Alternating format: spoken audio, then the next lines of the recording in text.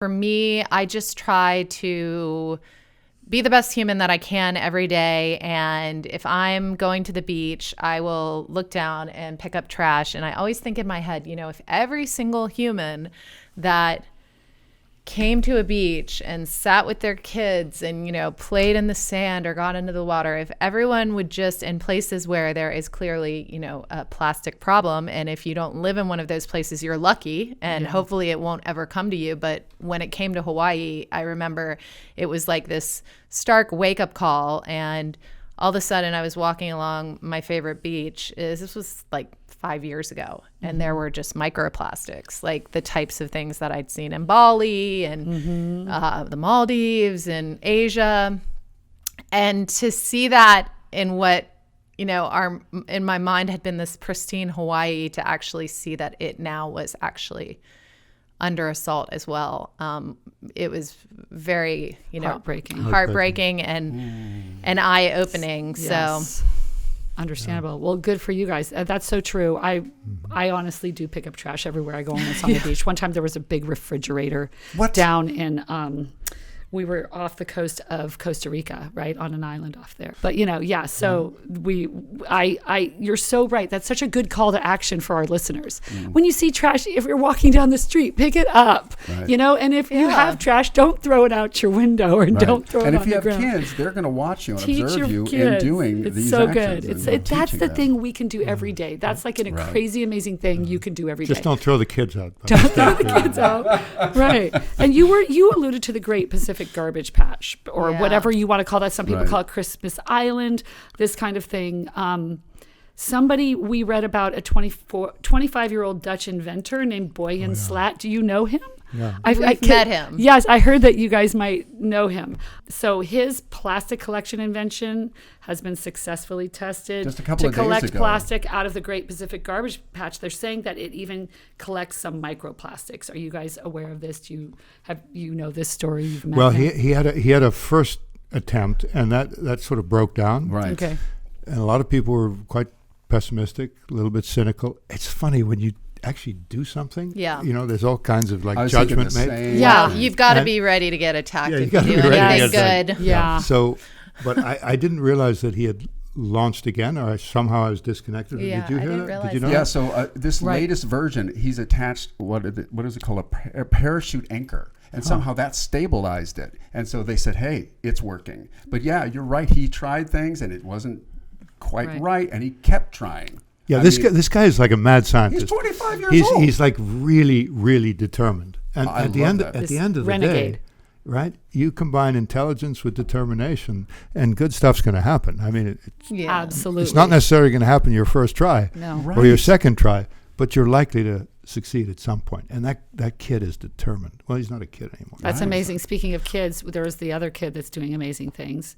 Greta Thunberg. Now talk about somebody who is and so I'm Swedish. Yes, I know. So that's of course we need to say. And so she's put herself out there.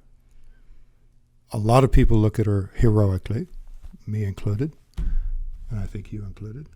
Us included. Yes. You included.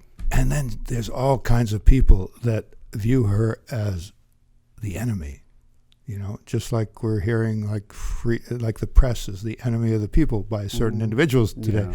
Somebody who disagrees or has this strong opinion about climate and its effect, and particularly the fact that our generation should not destroy the possibilities of her generation. So that's a very, very salient, powerful message.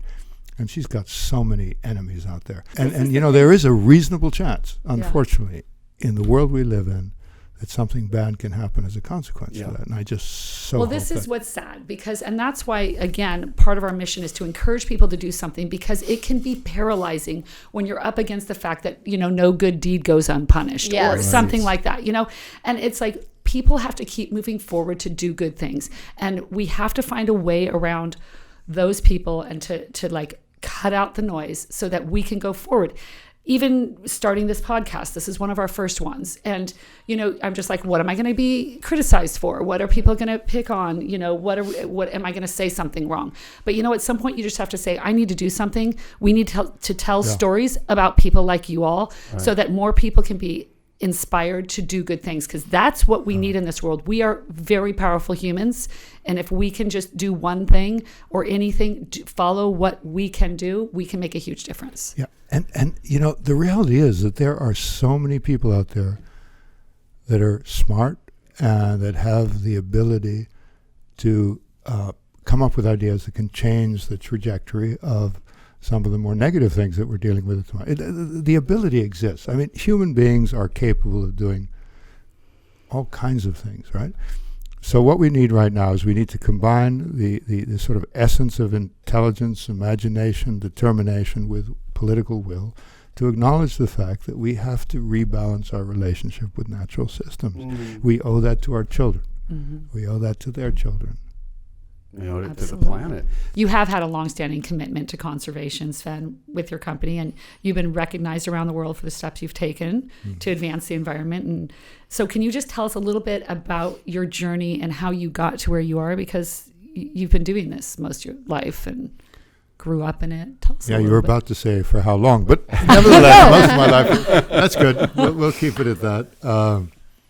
But it was interesting. The first, I went to East Africa when I was 19. And I stayed there for the next 7 or so years. And the first job I had was in a national park called Tsavo East, which had the largest population of elephant and black rhino in all of Africa. And so we would go out with our guests, and they were like, we'd see huge herds of elephant and more or less 10, 15 rhino a day. If we really worked hard.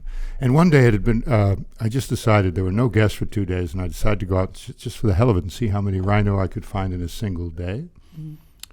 And I went out with this particular driver. His name was Kibet. He was the one who kind of taught me everything about how to look for these animals. And we found 59 individual black rhino in one day. This is 1971. Wow. And about 10 years later, I was back in that same national park. I was there for a week and did not see one. Oh my goodness. Okay, that's heartbreaking. It was heartbreaking, but I think it was in many ways that's the day. We all have these moments in life where we feel that our lives change. We went from one direction to another. And that was the day I think I became a conservationist because I said to myself, this is way too much power that human beings have to be able to basically wipe out a species in a place where the largest population existed in the span of a decade. That's all because people in Yemen wanted dagger handles. Oh my God! So most people thought it was all going to China for medicinal purpose, although some of it was, but most of it was going to Yemen for dagger handles. Men wanted dagger handles as a sign of status. So what did you do from there? Like what was your next effort? Well, I mean, from there, so I'm a kid, right? And I'm trying, feeling my way through life, and this extraordinary experience in Africa where I just had the privilege of being, Kristen was talking earlier about, being surrounded by or having these photographers next to her on these various trips. So I was surrounded by all these game wardens from the national parks who were like heroic figures, scientists. I spent a week with Diane Fossey. Did you really? With the gorillas up in Rwanda, which was one of the most extraordinary experiences ever. So, I mean, I was just flooded with these heroes and these experiences and these people who cared deeply about the wild and its relevance. And so I would look for every and any opportunity to use my position, which was not very much in the beginning, to have an impact, right? So in a sense, when I started my company, it was not so much because I wanted to have a business for the sake of a business, but I felt that I could use having a business and connecting people to experiences to have them think differently about what mattered as it related to biodiversity above all else. That we need biodiversity. We need to protect our wild assets. And travel to me became a real vehicle, or the only vehicle that I was cognizant of personally, where I could help transmit that notion.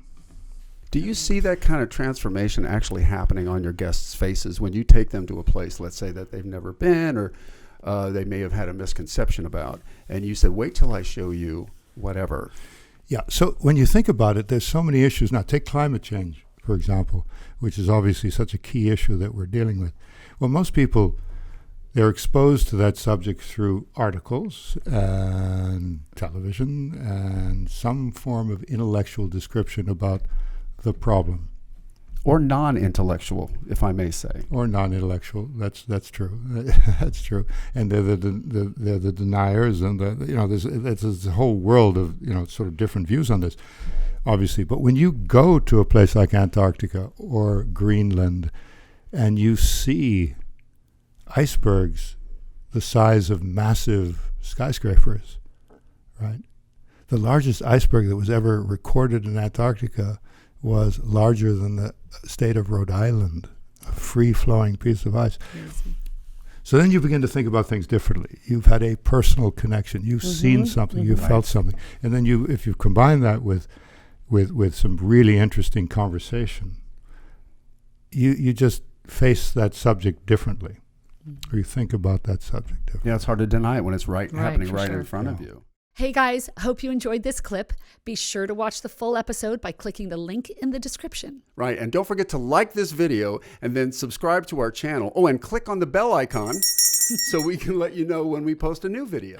Thanks guys, take care. See you next time.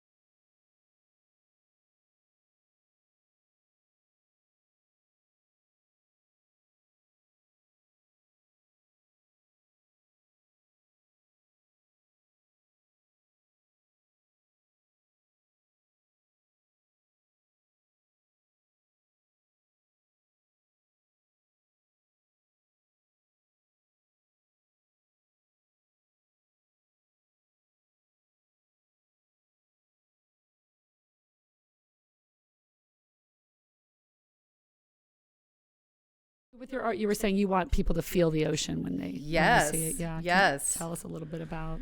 Well, I think for me, I had a big aha moment when I really started scuba diving. I mean, I had spent a lot of time in the water in Maui, swimming, snorkeling, kite surfing, had started getting into free diving. But it was really when I started scuba diving that all of a sudden the massiveness of the underwater world and all of the complexities and everything that it represents really became clear to me. And that is like almost like taking a spaceship to another planet. I mean, really that's basically what it is. I mean, and so when I think back to my time in my 20s when I was in Charleston, obviously very connected, always felt very good close to the ocean. Emotionally, it always calmed me down, and I felt very centered and balanced, more centered and balanced than like in cities and things. But I didn't really I don't think I had the connection to the ocean necessarily in terms of really understanding it. It was sort of like something that made me feel good, and it was pretty, and I shot beautiful sunsets, and I loved the reflections, and it was awesome to see dolphins jumping on the horizon. But, you know, I didn't, until I went underneath and really started scuba diving, and scuba diving with Sven all around the world, into some of the most remote places in the world, and just like having these realizations that, you know, places where fish should be, there were no fish. You know, places where there had been beautiful, abundant coral reefs were broken off and dead. And, you know, there's so many examples out there. Right. I remember we were up in San Francisco at the event that you had your photography exhibit, and they were this was for the ocean, right? It was Wild Aid for the benefit of the ocean, and they were talking about, you know, we are able to say, let's save the animals and these things that we see on the ground, but we can't really see underwater. Most people don't understand what's happening down there and how it is being compromised, to put it gently, you know, decimated.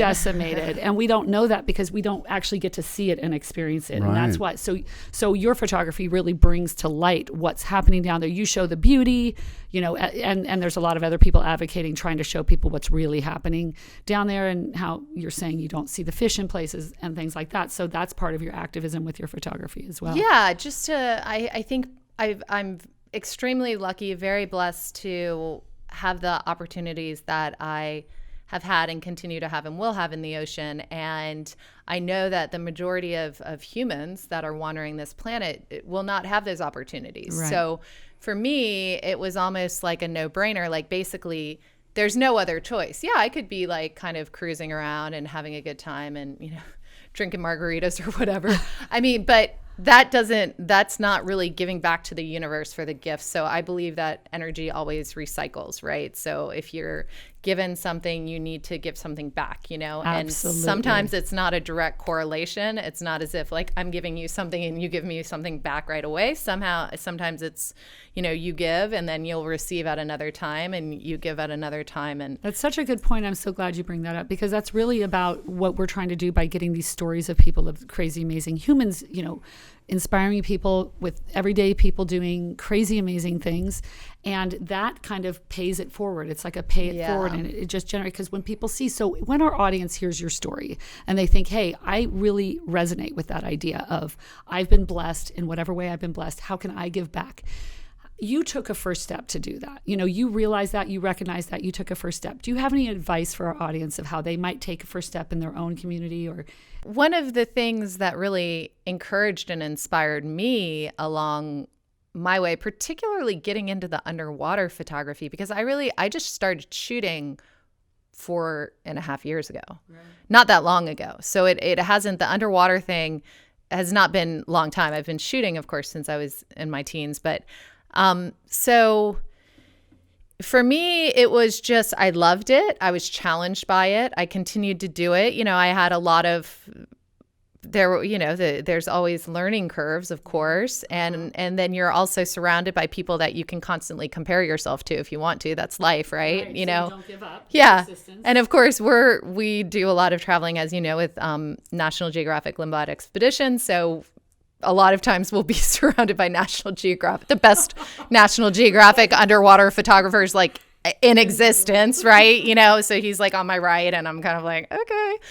But, you know, I just kind of, it inspired me to sort of go with my heart. And I can remember specifically along the way saying, you know what, you don't have to look like that person. Right. You don't have to shoot a photo that looks like that photo on the cover of National Geographic. You can have your own representation of what you're seeing. And that's really what being an artist is about, right? It's like being able to, through your art, basically show what you believe inside, what you're feeling, and hopefully inspire people through sharing.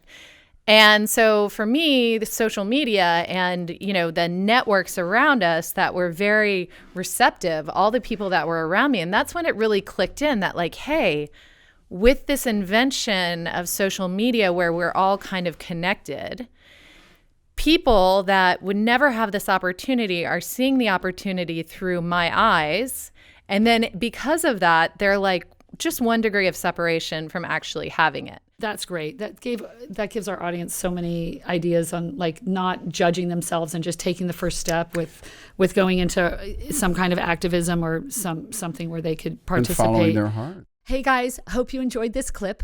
Be sure to watch the full episode by clicking the link in the description. Right, and don't forget to like this video and then subscribe to our channel. Oh, and click on the bell icon so we can let you know when we post a new video.